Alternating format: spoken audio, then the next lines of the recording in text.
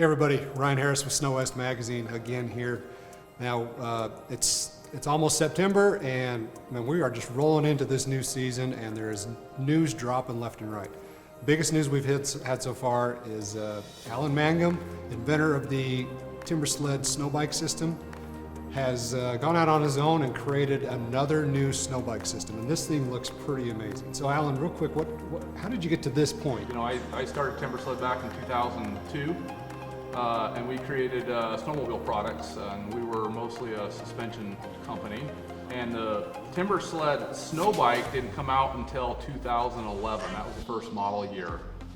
Really what inspired that was just my desire to want to build more snowmobile type suspensions, more so than it was that we thought we were creating a new sport of snow biking, because it had already been out, and we just thought that we could build a better mousetrap that fit what we wanted to do. So from 2011 to 2015, we built various models of snow bikes. They were all pretty similar with a snowmobile type track design and suspension layout. And in 2015, Polaris came along and wanted to buy our company. At first that came to us as a shock, but their intentions were to break into new industries, new motorsports vehicles. They were doing pretty good with all the different things that they were doing at the time. And for me, it was the deciding factor to sell is Timbersled was growing pretty large. We were selling a lot of snow bike kits, and I felt like I was maybe running out of, I wouldn't say capability, but I was needing more money and funds to keep growing, and I saw it as an opportunity for my brand to become an aftermarket company turned OE manufacturer.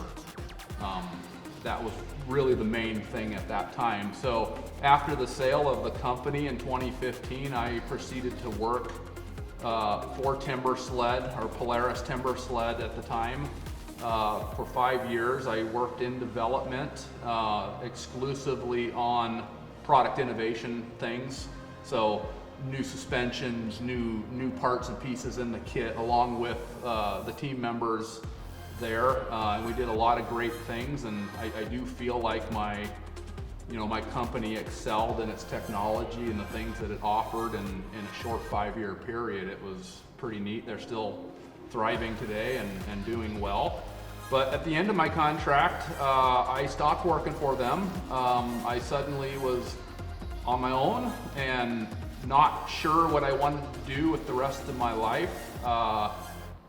At that point, I'm 41 years old and still have more energy than I can deal with. So I spend my time, out at the sand dunes. I have razors and sand cars and campers and all the fun stuff. And so that was real fun for a while. I still do all of that, but I needed something to keep my mind busy. So about a year after I stopped working there at Polaris, I was talking to my wife and told her that I think we should go back into the snow bike business. She thought I was nuts, but she was understanding and agreed with my idea, and I started to develop a new kit. I had to be real careful with all the intellectual property that's out there, so I did my homework and came up with a bucket list of new things that I thought I could do with this new kit.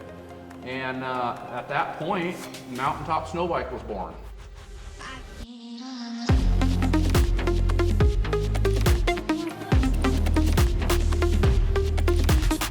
It took me about a year and a half to develop the product. I started with a hand-built prototype. I quickly moved into kind of like a pre-production prototype. The whole way you're making refinements and changes, but with my vast amount of been there, done that experience, I was able to get to the punchline and fill my bucket list of technologies and things I wanted out of the kit. So the kit that we have here today is a very specifically made machine. Everything is on it and done for a purpose, which gives me the ride and handling that I'm looking for in this new product. And that's not surprising to hear you say that, because man, I've never seen somebody so passionate about snow bikes, let alone just their job and what they do. Like you put in like years and years of blood, sweat, and tears into this thing. I remember, yeah, you corrected me on that date there. It was either spring of 2010 or 2011 where you brought a trailer full of snow bikes down. We went to dinner the night before we rode, and you were just hyping this up like, oh, this is the coolest thing ever. I was super skeptical. I remember that. Really skeptical about. Remember that ride? You got lost on that ride. I think we almost gosh. didn't make it back to the truck. None of us Yeah. knew where we were So going in the so fall. then we go out the next day, and I think you had a Supermoto like 701 or something, plus a Yamaha Yep. and a Cowie or something. But I immediately fell in love with the idea of snow biking. And your product performed the way that you said it did. Like I was so skeptical because I rode another one before that fell short of all the hype, completely. So good out on your snow bike on that original Timbersled mountain horse, man, I fell in love with it. So we jumped in, Snow West jumped in, and we made that a big part of our program. We started a snow bike world and kind of dove into the media side of it. That's another story, but man, you converted us into snow bikers. And we love it. So when you called me up earlier, and one of our guys ran into you on the mountain a couple years ago with one of your early development kits, right? Yep, Brad did. Yeah. So when you called up and said, hey, I'm ready for production, this is going, you had me come over, you showed me everything you did, like I was a kid in a candy store, just like, oh my gosh, the way you mounted that, the way this works, like, I'm stoked. I can't wait to get on this thing this winter. So yeah, you made absolute snow bike fanatics out of Snow West. So we've been behind everything you've done since 2011. But the mountaintop kit is different, and you probably had targets and goals that you wanted to do that. So what is that? What was the drive behind mountaintop? So the drive is to build a snow bike that has better ride and handling. We want a more comfortable snow bike that is more well-mannered on the trail, easier to turn, leans easier, feels lighter, and the best way to put it is just an overall more modern feel. So that's the focus behind everything on this. From a distance, it kind of looks like the other snow bikes, but when you get up close, you'll realize that the whole thing's different, and it's different for a reason. So when you're saying you want to improve those segments of the ride, are you giving up anything in the deep snow? Because that's where your stuff has always been phenomenal. Not really.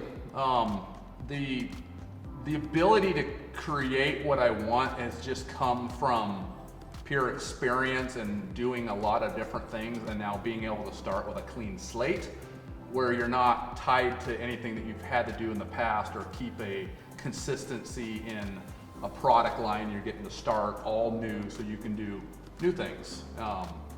And you get to start from scratch, which you don't get to do when you have an existing company, because it has to follow its history of technology and stair step its way into what it is. So basically a clean slate and just a new product with some new good ideas built into it. Oh, cool. All right, well, speaking of clean slates, I want to see every little detail that you've done on this track kit. So your frame looks totally different. I mean, it's snow bike similar, but it's very different than other things I've seen.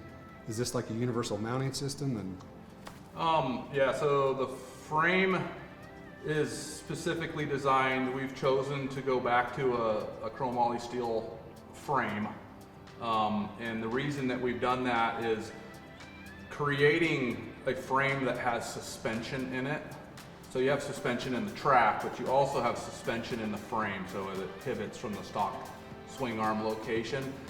The frame has to be pretty streamlined to be able to cycle and fit inside a bike using the stock air box. And so we don't want to get into making people modify their bikes to put our kit on, even though a lot do. So the mounting of the kit is a little simpler than other kits in the sense that we only have 2 fitment components that adapt it to different brand motorcycles. And those components are simpler than components of others. Okay. So you have basically a sleeve that matches the width of your swing arm point, so that space between the frame and the engine. You have a sleeve, it's basically just a piece of tubing that's machined right. And when you mount the frame to the bike, the frame is adjustable, so it can be adjusted for any width of frame and any offset of engine so that you can line up your sprockets. So instead of having like a fit kit spacer reducer for each side of your frame or a special machined component that fits your brand of machine, you just have these spacers, and there's basically one size spacer for each brand of motorcycle. There's not like 2-stroke or 4-stroke, they're all kind of the same, even though the offsets are different. So just simplifying that whole process. Yeah. So our front of our frame is adjustable, and that's what accommodates every kind of motorcycle, or every brand and model. All right, and then your frame suspension, this is a fixed rod in here, right? So your suspension is working back here? Yep, so you have a strut rod that hooks up to your frame up to your motorcycle frame. So from the snowbike frame to the motorcycle frame. That rod is a rod end on each end with a right and left hand thread, and that is adjustable. You can use that to fine tune the feel and the like of your machine. So longer strut rods create more ski pressure, and shorter strut rods create less ski pressure and a lower seat height. And so that strut rod then pushes on. I have a frame right here to kind of show you. This is the shock inside the frame. The strut rod would hook here, going up to your motorcycle. And when the strut rod pushes down, it activates this shock at a 4-to-1 ratio. So you've got a linkage right here activating. So as the frame moves up, then you're activating the linkage? It pushes on this linkage, which then pivots and activates the shock. Okay. And that suspension point, I guess people are going to ask how much travel that has, but it can be up to maybe 8 inches at the rear fender, at the end of the fender. It's a stiff suspension, so it's basically calibrated with conjunction of the rear suspension to work in harmony with the two. It's not like some smushy, wishy suspension. And then it's wildly adjustable with the air pressure. So this is a Fox Flow 3 shock here. And how much air pressure are you running on this shock? Okay, so we run 150 PSI, which would be for like an average 180 to 220 pound rider. And the range of adjustments, 50 to about 300. So that's significantly lower than what we're used to, right? Yeah, and the reason it's lower is because we have a stroke ratio with this linkage. So for every, say inch of movement on the strut rod, you have 4 inches of movement, a 4-to-1 ratio on the shock. So it struggles the shock more than the actual strut rod moves, and that's how we get it to be so strong and run such a low air pressure. So because we run a lower air pressure, we just have a lot of adjustability in that, and it'll accommodate just about anybody. Yeah. So your hub looks pretty unique there. So the hub, so the drives, I guess we'll talk about the drive system. Okay. So we call this the jack shaft hub, or jack hub for short. It's basically like your jack shaft axle. There's a couple big differences with this, and the reason we did this. So for one, the entire drive system, so engine chain and chain case chain, both run on the inside of the tunnel. So if you can see, the tunnel is bent around the outside of the chain. So there is no independent cover. We get a pile of advantages that we'll get into with that. But this jack hub is aluminum. It's 2 halves. It's built like a 2-stroke engine case.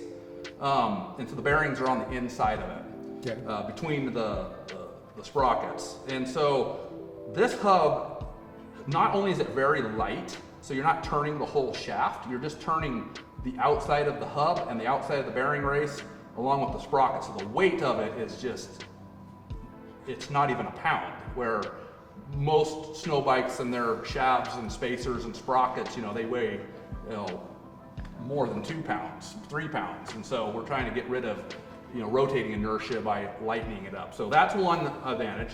The other advantage and key thing is this hub is 2-way adjustability. It adjusts up and down, that adjusts your drive chain. It adjusts horizontally, front to back for your engine chain. Okay. So the advantage we get with that is that the frame is not adjustable in length to adjust your frame. So we get a more consistent, or what we feel is a more consistent. Well, that makes it just easier for your average snow biker to make that adjustment, because you're not dealing with the frame alignment and everything every time you change Now, I haven't tried adjusting chains on a lot of things, but you know, maybe it's easier, maybe it's not. It is still screws and stuff that you have to take loose, but you do get to do it all from this side of the bike. Yeah. So you can sit here on our stools and adjust your chain. So, but I can't screw up my frame alignment by adjusting my chain. Yeah, and it's not that they get screwed up in alignment. Maybe they do, I don't know, but it's not that. It's just that the length of the frame on this is always the same. Mm-hmm. You're not adjusting your frame and pushing your track back. Yeah. So you got that. Yeah, so you get more consistent handling with that. There's another advantage, though, to doing it this way. There are no chain adjuster and wheels and sliders that push on the chain. No matter where the adjustment is on the chains always run in a straight path. They're going straight down and straight back. They're not making S-turns because they're going around an idler wheel or a chain slider. Mm-hmm. So again, we pick up efficiency because the chain's just going in basically a circle, and you get less link action. So with all that efficiency, the reduced rotating mass and everything, are you getting closer to belt drive without committing to a belt? Like, is that kind of the performance aspect of it? Yeah, I mean, I think everybody kind of knows I'm not real keen on belts. Mm-hmm. My biggest reason, and again, you'll learn all this as you learn more about this. There's a couple reasons. One is, say what you want, but they're just not as reliable as a chain. Right. That means a lot to me. The other issue is they hang out. They're really wide, and so they hang out. So you makes the leading edge of your kit stick out, and it's constantly plowing through the snow.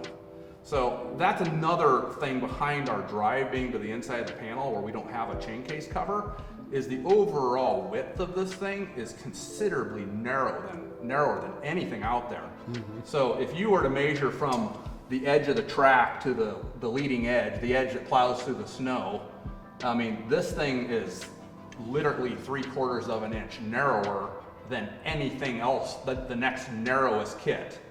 And so that's another driving factor. It slips through the snow because there's nothing hanging out there. You're not plowing a chain case through the snow. And belts, you know, they have a big cover. There's some advantages to them, but there's another thing, and it's hard to not compare to your competitors, especially when you're the new guy, but these chains are really short on this kit. Yeah, it has on average of 20 less links than anybody else in total chain. It's like 1 pound less of chain because the chains are so short and they run in a straight path, and all the rotating components are very lightweight and built a little differently, like a hub versus a whole shaft. And the drive axle is aluminum. We get away with using an aluminum shaft because the drive is to the inside of the bearing. You don't have a shaft coming through a little bearing, you know, where an aluminum shaft would be, you know, not strong enough. So the guys that do run aluminum shafts have to run bigger bearings, and so you got bigger components and more spinning stuff. So this thing is more efficient than you think. I will get beat up a little bit because it's purely a belt drive, or purely a chain drive with no belt, but I'm telling you, they're not better. It's never once been proven to me, and when you ride this, it will literally pull a gear higher than anything you've ever ridden. Well, I get what you're saying about these things hanging out. I beat the crap out of those chain covers to the point where you almost cause problems with the bike, and then it's a reliability issue. Yeah. And there's a lot of room for a boot. Like I'm a size 15, so my foot doesn't fit into that opening the way that most people does. So I can appreciate the space that I've got right there to put my boot. Yeah, it doesn't. You don't even notice that it's even there, and it's really tucked in there. Yeah. So, but yeah, that's pretty much the short to long of the drive system. The chain adjustments work kind of like a track adjustment. You got these adjuster screws, so once you take the bolts loose, you can turn the screws, which lift the axle, and vice versa for pulling it. So I'm adjusting I'm loosening these 4 bolts, using these adjusters, and then this whole Yep, so if you wanted to adjust the engine chain, you would take these 4 bolts loose, or nuts, and these 4 nuts loose, and you would tighten these 2 screws, which lifts the axle. Okay. And if you wanted to, oh, sorry, I did that No, backwards. that's not you have to not take engine chain. this bolt and that bolt loose to lift it. If you want to adjust it back, you take the 8 nuts loose, and then you adjust the frame or the frame adjuster right Okay, there. Right. Gotcha. That one. And it just sucks it back in a slotted hole. And then of course they keep it from moving because they're backed by a adjustable. Well, and I'm looking. I mean, you can't see this from the camera angle, but I'm looking right here. Your airbox is completely intact. I like that. Yes. So yeah, stock airboxes, cycles and works with the in-frame suspension. I like the airbox because it keeps the snow from blowing in, even though we got the front side of it and run it like a Air Force Velocity intake. All right, chain. Obviously, you've got your brake system in there, and that looks like a cool setup. How have you got your brake? Yep. So our brake system is on the drive axle. So it's on the lower drive axle. It's inside the track. It's hidden. You can't even see it. We use a Hayes Dominion mountain bike brake system that's been custom assembled for our application and fit. So we've thoroughly tested this brake and have come up with what we call a premium feeling brake. The brake is completely covered. There's no exposed component, so it's not affected by cold weather or powder snow. So it's a fully sealed covered brake system, and it's on the drive axle and it's tucked inside that track, so it's really discreet. It doesn't have any parts that hang outside the tunnel that drag through the snow because it's entirely on the inside of the panel. And so, being on the drive axle, you've got enough stopping power and brake application being a mountain bike brake that it works. It actually has, I would say, a more premium brake feel. The mountain bike brake stuff is just really, really high end these days.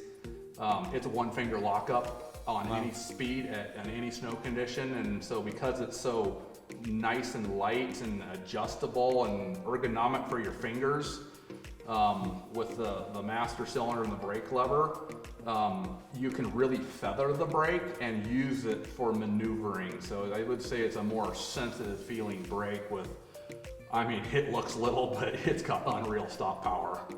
And so the kit comes with the brake all the way up to the lever in the master cylinder. Yep. I'm not connecting my existing master cylinder. Right, it's fully bled, comes with all its own components. You just take all your factory brakes off. We will have an accessory here eventually that will allow you to hook up your foot brake if you want. You guys want to have those sometimes, or either or, so we'll have a kit for that. But as the kit comes, yes, fully bled, new hand master cylinder brake goes on the right hand side. It's ready to go. Okay, let's move back from there. What else have we got on there? The tunnel is a pretty traditional design using aluminum, 3/16 thick aluminum, which is kind of what everybody uses. Like we mentioned before, the drive side it's bent and goes around the drive system, so it sticks out there. What is that, about 5/8 of an inch or so? Mm-hmm. It's all scalloped out. You can see it looks pretty lean. We want a lean look, so we like to let things like the track be exposed here. It gives it a tough look and keeps everything really skinny and nice. It allows all that snow to drop out too. Yeah, snow drops through, sprays through. Of course, half of it's aesthetics, Yeah. The tunnel does come with graphics. So these are the graphics, and we have, when you buy a kit, you can put custom colored graphics on them. So they don't come with the graphics on them. You'll have to put them on, or your dealer will put them on, and that way you get the exact color graphics that you want for your brand of bike or whatever you got going on. The tunnel top, pretty traditional. Things we battle with tunnels are vibration in the dirt bikes, so this is a very well thought out tunnel, very well tested. It doesn't crack or have issues with it. We've addressed all the vibration issues with it. The rear bumper is also something that's a little bit unique on it. The back bumper fits to the inside of the tunnel and sticks up at a 45-degree angle, and we've got the bumper really comfortable. You can lift your bike by the bumper, pull your bike by the bumper, and balance your bike by the bumper so it doesn't fall over. And then it's trimmed out with what we call the rear vibration dampener. It's a component riveted to the top of the tunnel that goes down, marries to the bumper, and trims it out as like a partial snow flap. Oh, So it just gives it a nice spoiler type look. No rivets, everything's bolt. Yep, everything's bolted together. We use pretty high grade bolts, and we've really paid attention to bolt sizes. You know, you need a 13, a 17, and a 4 millimeter Allen wrench. You can pretty much take the whole thing apart with those 3 tools. Yeah, that's the short to long of the tunnel. Currently we have a full length tunnel here. It's just stopped short of the back of the track. So it doesn't really catch on things. You can put a lot of cargo and bags and gas cans and stuff on it. And we'll have our own full accessory line for this. Yeah, I can see. It's not out right now, but as the parts become available for sale, they will then go up on our website, and we'll just have them immediately once we advertise them. But we have a whole line of custom tailored accessories that are pretty tailored to our kit, but they'll work on other snow bike kits too, so they're not like they're model specific or anything, but they are functional. Let's talk track length. You're 129 or 127? So we're 129. Okay. We have 2 tracks coming out, and I want to make sure people understand that at this product launch. So for 2022 or 2023, which is the model year that we're in right now, our track offering is a 129 long track, 12 inches wide, 2.5 paddle with a 286 pitch. Okay. It is our own design track. It's not an offshoot of somebody else's track. So it's our own engineered track, co-developed with Camso. They're the manufacturer. The track is what we call a 4-paddle design. What that means is it takes 1, 2, 3, 4 paddles to go from one side of the track to the other, and then that's a repeating pattern around the track. And so the outside paddles being the bigger digging paddles, and the inside paddles being your smaller, more balanced paddles that promote a smooth rotation and additional track speed. So it's less likely to bog the motor out. And so the result of it, I mean, really, we're getting a gear higher than literally everything I've ever ridden in the past. So we get this excelling traction from track speed with this track that promotes a smoother, more balanced rotation that's less likely to bog the motor down. And that's primarily lug design and lug spacing and balance, right? What about just overall track weight? So track weight, than traditional? They're all about the same weight. Their tracks are anywhere from 33 to 36 pounds. This track's 34 pounds. Okay.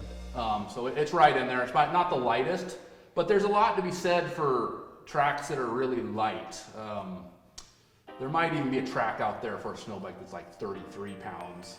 They start to get fragile. Mm-hmm. So this track has accepted some new technology in tracks that I don't think you're going to see on very much stuff this year.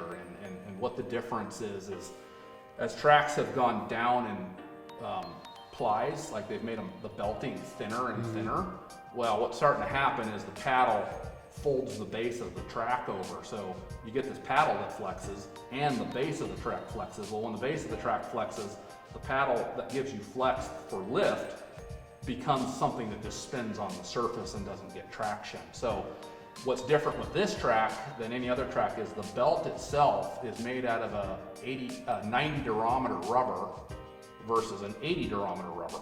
So that's made the belting considerably more stiffer so that the track has a more stable base that it's attached to. So that lug is less likely to flex because the belt won't flex. Well, the base of the lug doesn't flex. The paddle still flexes, but the base doesn't. So then the paddle doesn't want to just fold over on you. So the traction of the track is really pretty high because of it, because the paddles are doing their job. They're flexing and giving lift without just folding over if they get too much weight or power put to them. And then what's your next track? You said you had 2? Yep. So this is the track that we have for model year 23. Our kit is designed for a 3-inch track, but we do not have a 3-inch track as of this year. So we are going to be offering a 3-inch track in the future. We hope to have it out next year, providing all the engineering and finalization of the track gets completed this winter, which it's on schedule for. But you know how schedules get screwed up these days, so I don't want to overpromise. And you would be able to update any kit that was sold, so you don't feel like you're getting, you know, pigeonholed into some size track that you can't put a bigger track or do something to it later on. So. And then that 3-inch track will feature some of the same design technology that this one has? Yep, we have a pile of new secrets going into it. Tracks and skis are one thing that I know a lot about and experimented a lot, so I've basically whittled it down to these things, and I'm basically sitting here telling everybody my secrets, but it costs money to promote these or build these secrets, and so our whole idea behind tracks is to create track speed and lift for the vehicle so that it propels itself without just trying to trench or bog the motor out. So our 3-inch track will be a similar design as this track with some new secrets that you absolutely will not expect. All right, cool. We'll wait and see on that. Jump into the rear suspension. What have you, this is a different setup than what we've seen typically. Yeah, so this is different than anything I've done in the past. So a lot of guys know me from my Mountain Tamer rear snowmobile suspension. So those are the types of suspensions I've always built. They've always gotten great traction in deep snow, and they ride really good. So I've taken it a little bit further, and I've actually kind of gone back to more of an OEM snowmobile type suspension.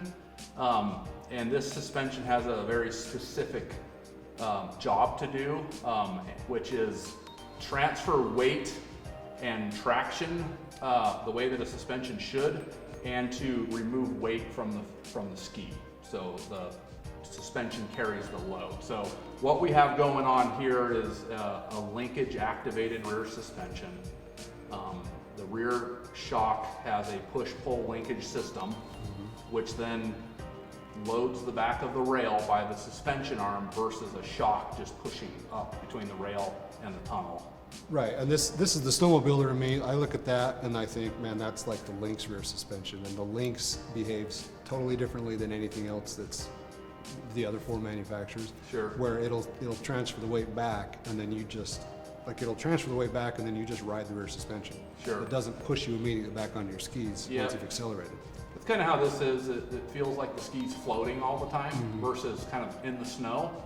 So it takes very little throttle to, you know, raise the thing out of snow. So you can like skip over like 2 logs and skip between them, or you're going downhill and there's a creek and you need to like bunny hop over it. Yeah. It does that real effortlessly. But there's some more in there that I need to tell you. That the mounting of the suspension is also crucial. You know, there's obviously the design and what it promotes, but the mounting on this skid is mounted as far forward as you can possibly fit it. Any farther forward is going to run into the drive axle. So how do you do that? How do you design around that? Well, for one, if you mount the skid too far forward, you end up with such a severe track angle if your machine's too tall. So this machine sits at a 37-inch seat height, which is about 1.5 inches lower than most other snow bikes. It could even be 2 inches lower. But with that, it lowered everything down. We've then lifted the axle back up so it has the ground clearance, and then we moved the skid as far forward as we can, arced the rail correctly, and basically the goal is to get the front track shock up under the rider as far as you can without making too steep of a track angle. So, well, both of your shocks, and I know you're focusing on the front shock, but both of your shocks are located under, as close as you can under the seat, rather than being back here spread out. So the front one's moved ahead equally as far as the back one's ahead is equally as far as the front one. And as you can see, the shock is, the rear track shock's mounted clean up through the front arm. It's as far forward as you can get that thing. Oh yeah, they're almost touching. And then the linkage suspension that I was telling you about with the push-pull action creates a really soft suspension at the top of the stroke. and then gives you the ability to tune the rate of compression at the bottom of the stroke. So it's not like people say a progressive rate suspension. Well, that's all great, but I don't really know what that means. But this is like a multi-rate suspension. So it's soft and supple to the top and middle of the stroke, and then has that ramp up at the bottom, so you can still run a soft suspension and it's super bottoming resistant. So again, that doesn't load the back of the track so hard that it's creating weight on the front end. So I see you're running a QS3 on the front shock. Is that a selector on the front? Well, that particular shock is a prototype. Okay, so leave that part out. Well, we will have QS3 shocks a year later, but our kit currently comes with Float 3 Evol internal bypass shocks. Oh, that's what it is, internal bypass. So these QS3s are also internal bypass. Really the only difference between just what we'd call an IFP shock and like a QS3 shock with a reservoir on it is just the fact that you have adjustability. The science is in the internal bypass. I mean, what that means is you have a variable rate dampening. Right. You know, at the top of the stroke, again, it's soft and supple, doesn't have a lot of dampening. At the bottom of the stroke, it ramps its dampening up and slows the suspension. That is the science. So, and that's a technology that comes from like trophy truck racing, where you just see that plush, where the chassis is flat and the suspension's coming up. Like that's a large product of internal bypass, right? Yeah. Well, honestly, it's more used in side-by-sides now. So on a trophy truck, you get a shock with what they call external bypasses, and the new thing is internal bypass. Okay. So trophy truck's gonna have an external bypass, and a Razor or a Can-Am's gonna have a internal bypass. And have you ridden one of those things? I mean, those things are suspensions as good as a trophy truck on these things now, right from the factory. And so now they have a smaller version of that even yet for snow application, because obviously our shocks are way smaller than they are on an off-road vehicle. So yeah, the science is in the bypass technology. It doesn't come cheap. It is an additional cost to the shocks, but we want to start at the top and not have to work our way up. So we go for the best. It makes sense. Like you're going to be a premium brand because of your history and your knowledge and experience and everything that you're bringing to the table on a new kit. Like people need to expect that this is a premium kit. This is going to start out being the best that you can possibly come up with. So yeah, you're going to pay for that. You're going to get the highest end technology with it. Yep. So you've talked about how your rear suspension is designed to transfer the weight off the front of the bike, but the front of the bike is quite a bit different too. Yeah. Let's jump up and talk about that. Okay, I see a whole bunch of cool new design, and I see a lot of adjustability on this. Is this the ski spindle kit that really solves all the problems with ski spindles? I think it solves a handful of problems. Everybody's got their own idea of a spindle, but I'll be honest with you, I don't really think any of them handle a whole lot different than another. The science is more in the ski and the rear portion of the kit.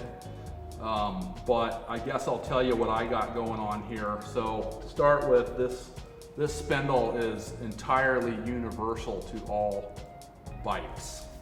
It doesn't require any fitment parts to adapt it from one brand of bike to another. So how we've done that is we've created a new mounting method to the spindle. So what we have, I'll show you here on this unit, instead of a tube that your axle slides through, we have a clamp. The reason for the clamp is it adapts multiple diameters of axles, and the clamp is adjustable it slides front to back when the bolts are loose, and that accommodates different offset, axle bolts from the fork tube. So that's how it gets around those misalignment points that you would have. The next most unique thing is going to be our fork mounting systems, our fork clamps. They mount on from the back side of the fork. They don't mount on from the side. So they come in directly from the back. We get a pile of advantages with that. One is it's really a sturdy system, because when you hit the ski on a rock or something, that load goes directly into the back side of those inside of the fork tubes. And so with it being mounted on the back, there's not a side mounted point that can twist, it just loads straight into the backside of the fork, so it's not trying to twist anything. Yeah, yeah. And so we have a part in there we call a cushion clamp, and the back half of the fork clamp is plastic. It's pretty thick plastic, so we call that a cushion clamp. That's your, you know, protector to your fork tubes from constant loading. That's what's contacting the back of the lower fork tube. Yeah. And now the mounting of it is adjustable. So the fork clamps are adjustable in slotted holes in and out to accommodate the different, you know, overall width of forks. And it's also adjustable up and down so that the fork clamps can always be mounted as low as possible. Okay. So when you mount this, there are no drawbacks to this system because it's universal mounting over, say, a non-universal mounting system. Because there's some pretty nice spindles out there that guys are making, and of course I'm not going to do it the same as they are. I'm going to come up with my own way. So this is my own new recipe. And so all of those adjustments accommodate all the different bikes. We will offer 3 different length spindles. This is the middle length. This is what comes on our kit. If you wanted to buy a replacement spindle or something, we'll offer those. And so if you're going to do the lower or the taller spindle, you're just adjusting your fixed strut rod here. Well, you probably wouldn't use it on our kit. You'd probably use it on somebody else's kit. Okay, so for the mountaintop kit, you're going to want to use the middle. Yeah, there will be an application to use the lower spindle. We will create a lowering kit that will lower the rear suspension and the spindle, and so you don't have to buy a new kit or a model that's designed to be low. We will have a pretty inexpensive kit that just lowers your bike down, and we're going to make it go real low. All right. So and it'll be adjustable from full height to real low. So it'll have the adjustment to make it how you want. So again, that'll be an accessory. One other item, well, on the spindle itself, and then we'll get to the ski, but this is new right here. Our kit comes with our own fork guard. That's never been done on a snow bike. Nobody's ever thought of it, I guess. You either put your stock ones back on and modify them, or you put some socks on. So notch cut out of the bottom. These are made out of aluminum. They are virtually indestructible. They will take the weight of the bike sliding into it or tipping into a tree. So they do a really good job of protecting your forks. And again, it's going to be hard. And so they come with these graphics on them, and that's part of your graphic kit, and they'll color match your kit. They just bolt on to the front side of our fork clamp. So that's another advantage with our fork clamp bolting on the direction that it does, is that we get to now have a universal fork guard that doesn't attach to your motorcycle fork. It attaches to our fork clamp. So it's universal to every bike and has a very consistent fit from bike to bike. There's not a drawback to it. Now, these forks, I don't know if you can see in there, you can see the gap in the bottom of these things. And I know they're not gonna be able to see it in the camera here, but the inside is all relieved. The fork clamps are relieved. See the notches in the fork clamps? Yeah, it's not a perfect. Yeah, so as the fork seal enters into the fork clamp, those reliefs allow the snow and ice to go through the bottom. So same with the fork guard itself. They're all relieved so it doesn't hydraulic inject snow into your fork seals. Yeah, so if you fully compress, you're not shoving stuff in there. We've had these on from day one, and I've had 0 fork seal issues. There's never any ice on your forks. Everything's clean all the time, and you can just thump on them with your hand. They're solid as a rock. Plus, they look super cool. Yeah. That's pretty much it. Maybe we'll talk about the construction of our spindle. So we are not using like a billet aluminum spindle or anything. All the componentry is billet aluminum, but the spindle itself isn't. It's what we call a unibody design. So it's a welded spindle. This spindle is unique. One, it has some body built into it, so I think it looks really good.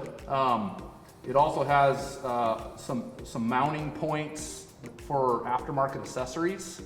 Wheel kits and so we have a side mounting system for guys that want to put wheels that are offset to the back of the spindle, and we have a forward hole pattern that can be used for a wheel, like a motion wheel kit on the front. So we will offer our own wheel kit as an accessory. Our wheel kit will be super high end, no corners cut, but all the aftermarket guys will easily be able to build bracketry and attach their components to these.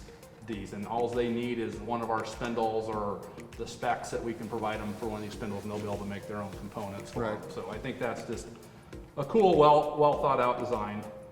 So the ski, you got as much technology, it looks like, in that ski as you do in the track kit. Like, this is not your typical, like, oh, I just stole a ski from another kit and I'm slapping it on my track. And this is new from the ground up, it looks like. Yes and no. So I designed the first snow bike specific ski. This still uses some of the technology. So back in Timbersled's early years, we developed the Timbersled Simmons, co-branded Simmons. They were the manufacturer of that ski. It used a little bit of their patented technology, but it was a three keel ski. And so all snow bike skis today are what we call a tri-keel, 3-keel design ski. So this is a 3-keel ski. However, we got a lot of new things going on here. So been through several versions of skis, and this is my latest recipe using some old technology built into a new design. And I knew in the back of my head that this is what I know works, and I've never been able to pursue it from a clean platform standpoint. So let me show you what I got going on. To start with, and it's again hard to see here, it's what we call a semi-parabolic ski. What that means is the top third is flat and the outer thirds are rounded. So they're rounded like a circle and the top is flat. And so that, one, the snow doesn't stick on the ski very well because it's round. And two, it has everything to do with what the bottom of the ski is. So before I flip it around, I'll just show you what we've had to do to develop the ski. So we had to engineer our own, look and design. We had to engineer our own ski loop, our own ski rubber, and another component on the bottom that we call the ski runner. We'll set this like this so you can see it. All right, so there's some unique stuff going on here. You have a 3 keels, so 1, 2, 3, semi-parabolic shape, which rounds into the outer keels. The reason for that, for us, is so that we can make the outer keels not as deep. They're shallower, but because they round into the ski has the same aggressive feel. It's an aggressive ski. Right, okay. Even though the keels don't show to hang down as far as others, they do, they hang down about the same, and it gives you all the bite that you would have with a deeper keel and a ski that's not parabolic shaped. So that's one thing. It also cups the snow really nice in the front of the ski. Then I guess I'll get into this part of it. So this is what we call the plastic runner and the ski skag.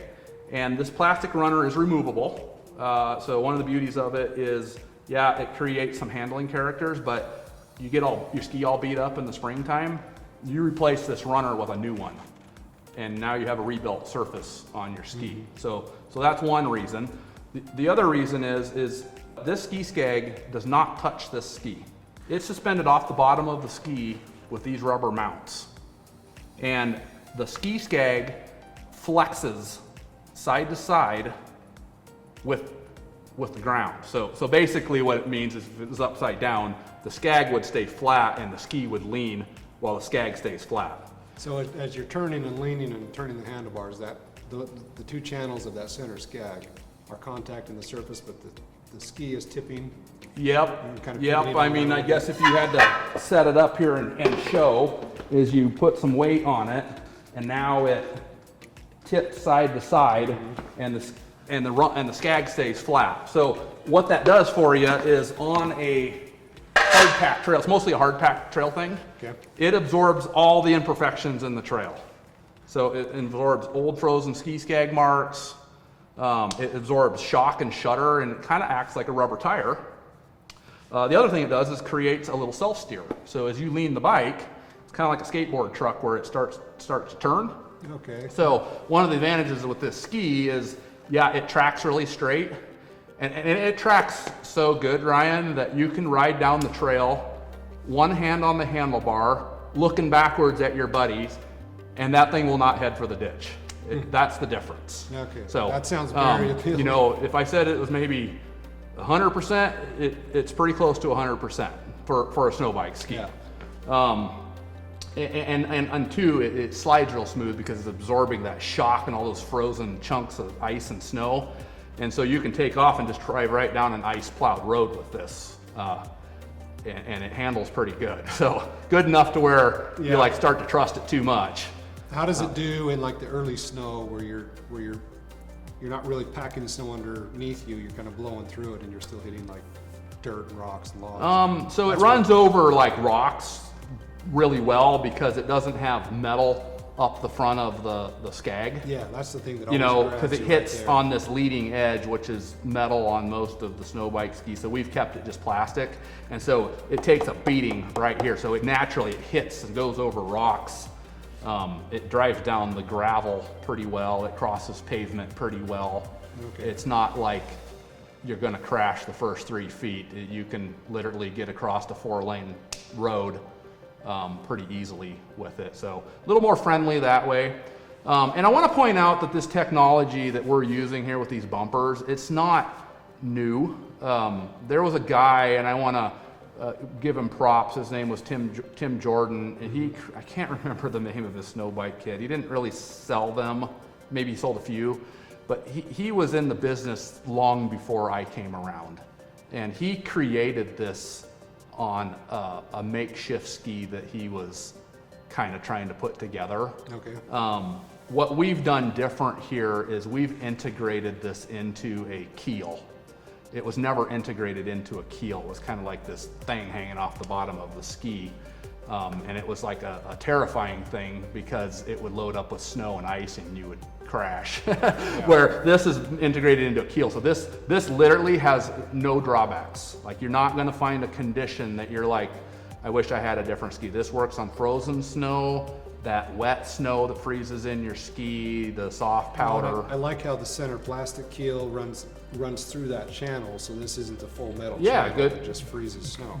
Good, yeah, good pointing that out, because yeah, so the inside of the Skag is plastic, and that wearing as the rocks go through there is plastic, so you're not getting like a scratched up or a raw metal feel, so it's always plastic. So another thing I'll point out on the ski Skags, they're not carbide because they're too thin to have carbide on them. They are heat treated to an extreme hardness. I mean, if you try to scrape this with your file, you're gonna ruin your file. It's that hard. So they have pretty good wear resistance. Not as good as carbide, but pretty good alternative. Same with the outer edge or just the center channel? Yeah, so same with the outer Skags. So I guess I'll talk about the outer Skags. So the outer Skags are also made out of the same material and thickness. They bolt on from the outside. That just allows us to kind of have a thinner keel versus a fat keel with like a stud going up through it. And the Skag is located at the very outside of the ski. Doesn't have like plastic between it and the Skag, so all that stuff affects the handling. So our Skag, we've made them long. They're considerably longer than what I'm used to using. And the reason for that is we can tune this ski with the outer Skags using the Skag more like a keel than a Skag because it's so long. And so by increasing the depth of the Skag, we can change the handling characters of the bike, or the difference between hard packed snow, spring snow, or super deep powder. Now, the Skags that we offer with the ski are what we call the medium height Skag. They are a multi-height Skag, so they're less Skag in the front and more Skag in the back. And we do tune the handling of the ski with that multi-height part. So we will have optional Skags that are not going to be on our website at first, but will be available, or you can talk to one of our dealers about them. Okay. And if you're a tuner, you might want to mess with ski Skags. We've got these things, they're pretty simple, they're affordable Skags, so they can be easily bought. And two, you can also change them without taking the ski off the bike or tipping it over. Everything's from the outside. Yeah. So yeah, there's a lot of new things there with the ski. One thing also I'll mention, this ski uses the Polaris, what we call the industry standard Polaris 3-inch wide mounting system. All snow bikes are using the same mounting system. So this ski will be a direct bolt-on to any snow bike, and we'll have lots of these available for aftermarket sales. So yeah, can I buy this entire setup, the spindle and the ski, and put it on, retrofit it to an older kit that I have? Well, you can buy just the ski, or you can buy just the spindle, or you can buy both. Okay. You know, it's not really recommended to go out and spend a bunch of money on a spindle when you don't need one, but the ski will be an improvement to any snow bike. So you can buy the ski and bolt it on your Timbersled, your Yeti, everybody. All of those, because that's all that same mounting system. And not dissing anything that they have. Everybody's got a pretty neat ski, but this one's probably, I'm gonna call it the best all-around ski out there. So it'll change your life on trail handling, and off trail, it's really similar to others. I mean, it has really good straight line tracking. It's not trying to pull your handlebar on different snow conditions. I mean, you can side hill it with one hand. It's very well mannered, and it's got a lot of bite. So when you turn, you're going up the hill. Yeah, good. So one thing I also wanted to mention on the trail handling, because I keep talking about trail handling, and this is not something snow bikers really talk about because they're embarrassed at how crappy their snow bikes are. Yeah. The trail mannerism on this thing is merely fantastic compared to what you're used to. So the character that you get is you get this smooth, straight line tracking feel, like you're always connected. But when you go around corners with the ski, all of this stuff aids in its ability to self-steer. So whether you have it on our kit or somebody else's kit, you don't go into a corner and just start turning the handlebars to go around the corner. You just lean. And because you have to lean and you don't have to turn the handlebars, you don't get the dartiness. The dartiness comes from turning on hard packed snow and then having to turn the handlebar. This, you just lean, and the further you lean, the more corner it'll take. And so that just boosts your confidence, inspires the confidence to go around corners and not have that twitchy feel. More of a native bike handling characteristic. Yeah, and trying to mimic the way a street bike would feel on the street. Yeah. You know, that kind of a feel. So it sounds, yeah, and you hit the nail on the head, man. Like snow bikers, we don't talk about how well they seem to handle on trails because they don't. Yeah. So you've solved a lot of problems there, you know, hopefully, and I can't wait to get out and try one of these. And maintain what your name is good for or known for in deep snow and in technical riding and steep, nasty snow bike country. Getting through the snow, staying up on top of the snow. Like this is not a kit that just solves the trail problem. This is the mountain kit that now handles well on the trails, that does everything. Yep, a more modern design. That's the whole idea. Modern stuff has an expectation when you buy it, and if your expectations are met or exceeded, you just keep buying another one. And so that's where we have to be with this, is we have to meet the expectation of the customer, or what he would expect from this machine based on what we tell him. And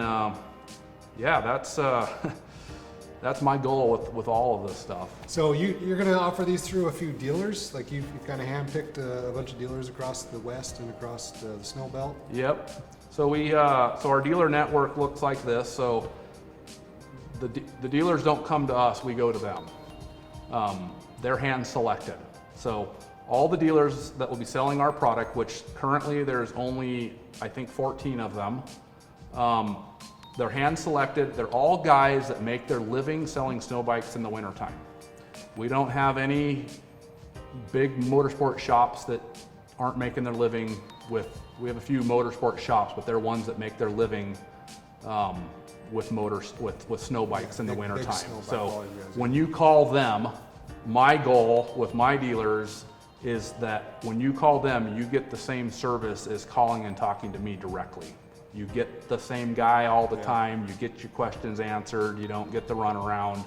When you talk to somebody that rides snow bikes all the time, that goes a long ways. They ride them, they set them up, they sell them. I mean, every day through the course of the winter, they're working on snow bikes. And so a lot of these guys are multi-line snow bike dealers. They sell other brands, and they'll be selling our brand, and this will be their new cool thing, I guess. So that list will be up on our website, or is up on our website. So you'll be able to go on there and see who they are, and feel free to reach out to them. You can also reach out to us directly if you want. We love to text message. So if you want to contact us, send us a text. We'll get right back to you. That's how we like to communicate. And so, okay.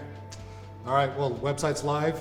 Go Yep. out and find the dealer network and check these out. So Alan, man, you're always available and you're always willing to sit down and talk snow bikes, but it's really cool to see your latest invention, what you've come up with, and the little adjustments and the tweaks that you've made. Like you said, starting again from the ground up, knowing everything that you know over all this time that you've got invested into snow bikes. This is really cool to see what you've done. But yeah, thanks for taking that time to show everybody. Yeah, thanks Ryan. I'm excited about it and really passionate about this stuff. So Now, I hope to make everybody a proud. few more weekends and we'll get out and start riding them. You bet, I'm ready.